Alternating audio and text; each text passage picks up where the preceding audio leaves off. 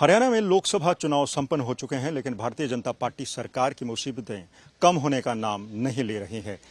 हरियाणा सरकार पर संकट के बादल उस दिन से मंडराना शुरू हो गए थे जब 3 निर्दलीय विधायकों ने भारतीय जनता पार्टी से अपना समर्थन वापस लेकर कांग्रेस को अपना समर्थन दे दिया था। उसके बाद इन 3 विधायकों ने हरियाणा के राज्यपाल बंडारू दत्तात्रेय को एक पत्र लिखकर इसकी जानकारी दी थी, लेकिन इस पत्र में कुछ तकनीकी खामियां थी, जिसकी वजह से इस पत्र को स्वीकार नहीं किया गया और उन विधायकों से कहा गया था कि या तो वो निजी तौर पर राज्यपाल के समक्ष प्रस्तुत हों ताकि उनका जो घोषणा पत्र है, उनका जो समर्थन है, उस पर विचार किया जा सके।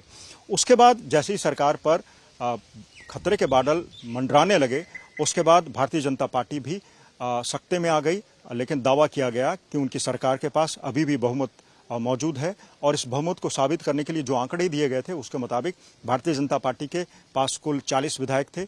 उनके पास 2 निर्दलीय विधायकों का, 1 हरियाणा लोकहित पार्टी के विधायक का और बाकी के 4 जननायक जनता पार्टी के विधायकों का समर्थन होने का दावा किया गया था। लेकिन जननायक जनता पार्टी ने उसके बाद एक व्हिप जारी करते हुए अपने सभी विधायकों से कहा था कि जो भी विधायक पार्टी के नियम के बाहर जाएगा, यानी कि जो भी व्हिप का उल्लंघन करेगा, उसके खिलाफ कानूनी कार्रवाई की जाएगी और इन विधायकों को बाकायदा लीगल नोटिस भी जारी किया गया था। लेकिन भारतीय जनता पार्टी लगातार ये दावा करते आ रही थी कि उनके पास अभी भी जननायक जनता पार्टी के 4 विधायकों का समर्थन प्राप्त है। वहीं अब चुनाव संपन्न हो चुके हैं। हरियाणा के मुख्यमंत्री नायब सिंह सैनी स्वयं करनाल से चुनाव लड़ रहे हैं। ये सीट पूर्व मुख्यमंत्री मनोहर लाल खट्टर द्वारा त्यागपत्र देने से खाली हुई थी। अब 4 जून पर सबकी नजरें टिक गई है कि क्या नायब सिंह सैनी इस चुनाव को जीत लेंगे, और अगर नायब सिंह सैनी ये चुनाव जीत भी लेते हैं तो भी उनकी सरकार पर खतरे के बादल मंडरा रहे हैं, क्योंकि विपक्षी पार्टियां, चाहे वो जननायक जनता पार्टी हो या फिर कांग्रेस को, लगातार ये मांग कर रही हैं कि सरकार को अपना बहुमत साबित करना चाहिए।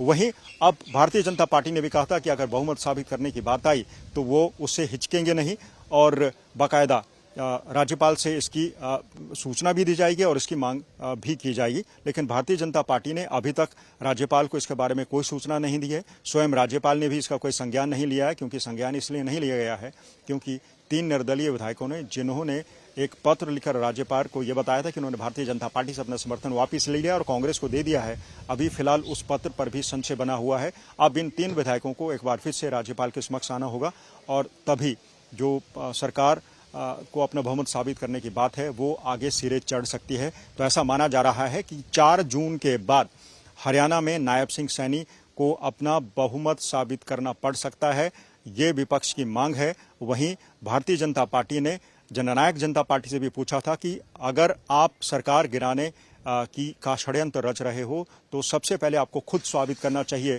कि आपकी पार्टी के 10 विधायकों में से कुल कितने विधायक आपके साथ हैं।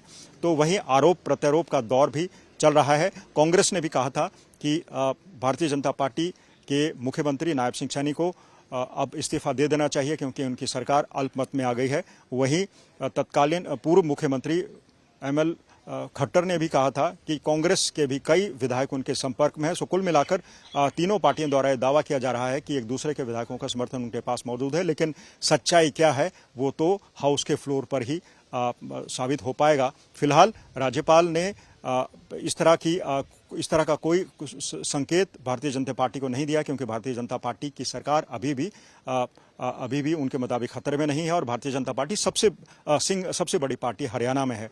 अब 4 जून के बाद एक बार फिर से ये मुद्दा जोर पकड़ सकता है। भारतीय जनता पार्टी से दूसरी विपक्षी पार्टियां अपने बहुमत साबित करने की मांग कर सकती हैं और अगर ऐसा हुआ तो एक बार हरियाणा में एक बार फिर से एक दिन का स्पेशल सेशन बुलाया जा सकता है, जिसमें भारतीय जनता पार्टी ने दावा किया है कि वो अपना बहुमत साबित करेगी। तो कुल मिलाकर सभी नजरें अब चुनाव परिणामों पर है। चुनाव परिणामों के बाद राज्यपाल क्या संज्ञान लेते हैं, राज्यपाल का अगला कदम क्या होता है, क्या वो भारतीय जनता पार्टी को अपना बहुमत साबित करने के लिए कहते हैं या नहीं कहते, फिलहाल इसकी कोई जानकारी नहीं है। लेकिन ऐसा समझा जा रहा है कि लोकसभा चुनाव के नतीजों के बाद हरियाणा की भारतीय जनता पार्टी सरकार को अपना बहुमत साबित करना पड़ सकता है। कैमरा पर्सन अमन गुप्ता के साथ मंजीत सहगल, चंडीगढ़, आज तक।